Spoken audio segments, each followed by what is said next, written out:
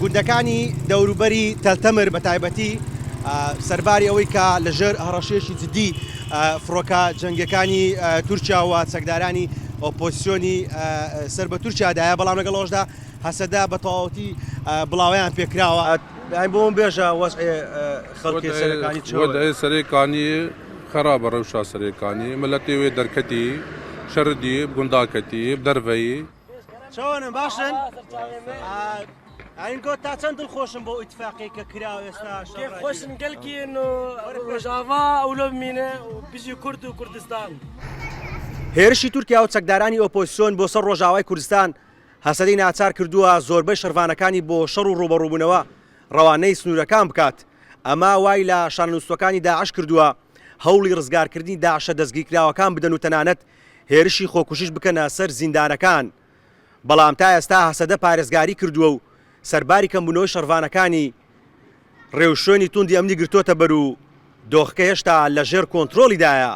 سەدان هاونیشتیمانی لە شاری قامشلو لەسەر ڕێگای سەرەکی قامشلۆ بەڕێپێوان دەستیان کردووە بە ڕۆیشتن بۆ بەردەم قوتابخانەکان پڕ بوونە لە ئاوارە و پۆلەکان خاڵین لە قوتابی و مامۆستا.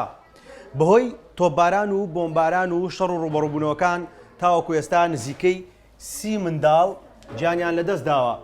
86,000 خوێندکار لە خوێندن بێبەش بوونە. 810 قوتابخانە خوێندن تیاندا ڕاوەستاوە.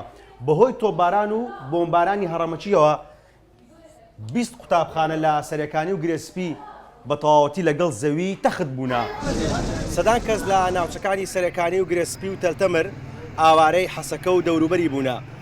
خێزانەکان لە حەسەکە دەرگای ماڵەکانیان بەڕووی ئاوارەکاندا واڵا کردووە.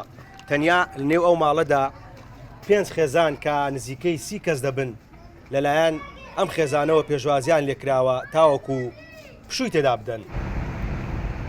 هاونیشتیمانیانی ڕۆژاوای کوردستان لە پێناو لە دەستنەدانی هەلی خۆبەڕێوەبەری و ڕێگریکردن لە ڕوخاندنی ئەو ماڵەی باخوێن بنیادیان ناوە ئامادەن هەرچی ڕێگا سەخت و دژوارەکان هەیە بیگرنە بەر. بەڵام ئەوەی ئەوانی دووچاری شۆک و سەرسوڕمان کردووە ئەو بێدەنگیەی جیهانە لە ئاست وێرانکردنی خاکەیان. هەڵکەوت عەزیز ڕوودا و حەسەکە ڕۆژاوای کوردستان.